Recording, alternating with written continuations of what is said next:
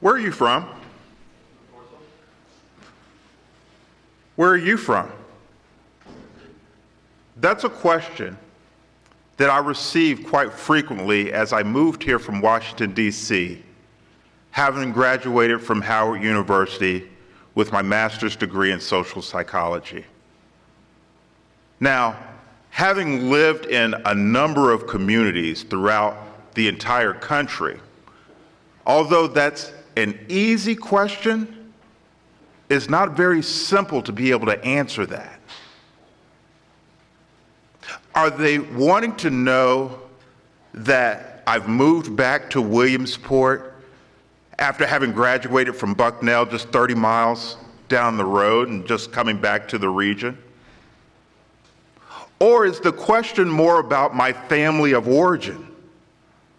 In that case, I would have to tell them about Helena, Arkansas, a small town roughly about the same size and population as here in Williamsport. And although listed as one of the poorest counties in the entire nation, its impact is felt worldwide. The founder of National Teachers Day, Mrs. Maddie Woodridge, is from Helena, who incidentally was my parents' teacher as well. The Dean of Harvard Admissions, Helena.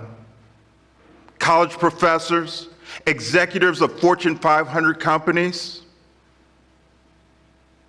But the question may be more about the communities that have impacted my life where I've lived. And I would have to talk about places like when I lived in Oklahoma City, Oklahoma.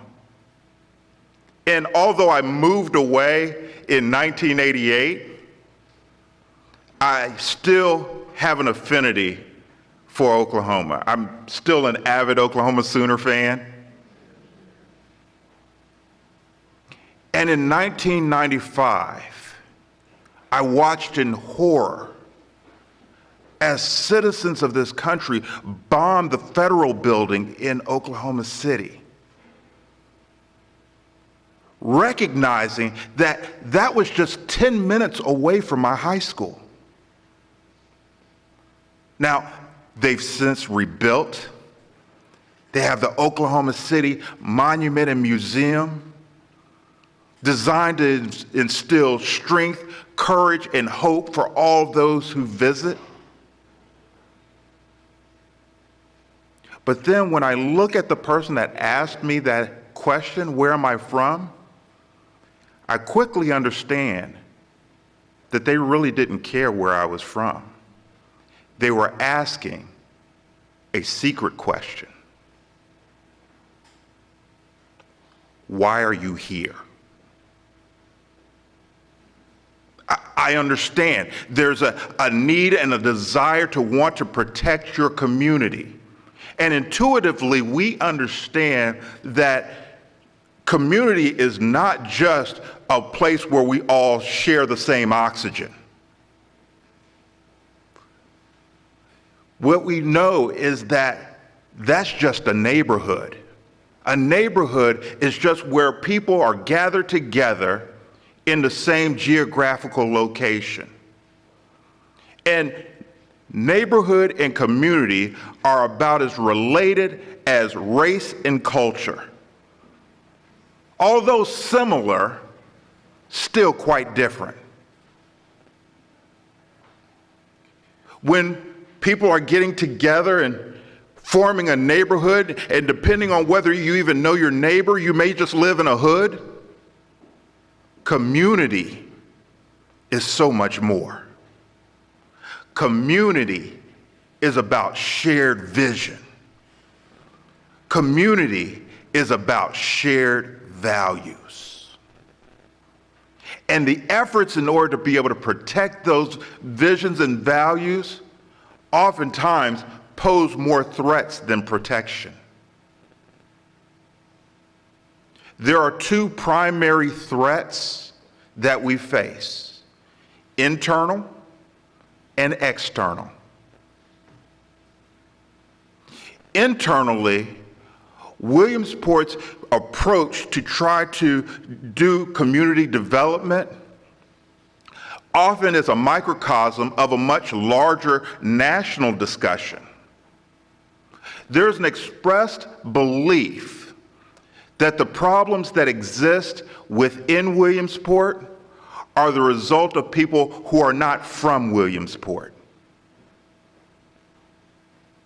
Drugs, crime are all the results of outsiders. And the solution is simply keep the outsiders out.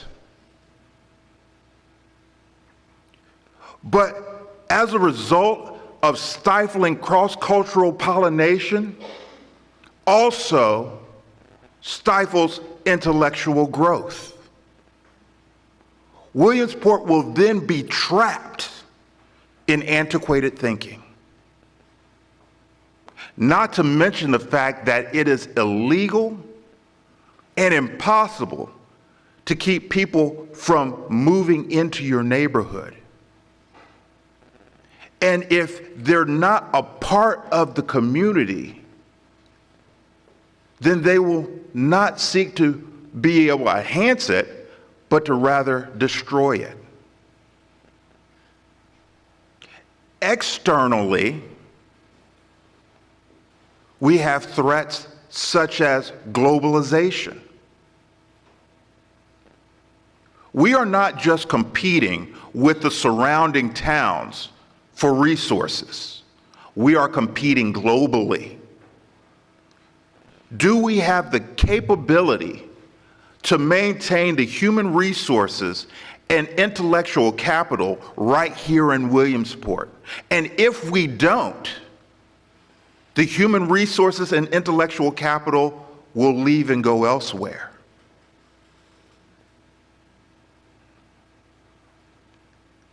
What are some things that we can do in order to be able to more securely take care of these threats? Well, we've got examples. Because 2 weeks out of the year, Williamsport, through Little League World Series, hosts the international world. We show that we could be a friend to the entire world.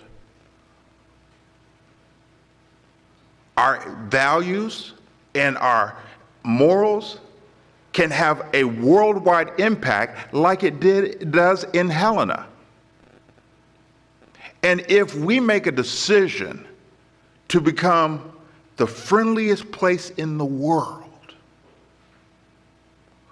to be known as a friend to the entire world, then we must start developing resilience and support like they do in Oklahoma City.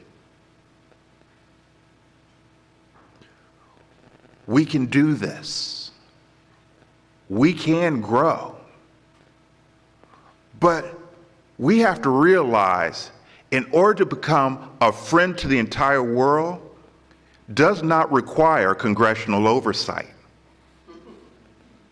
It does not require the mayor to develop a 10-point plan.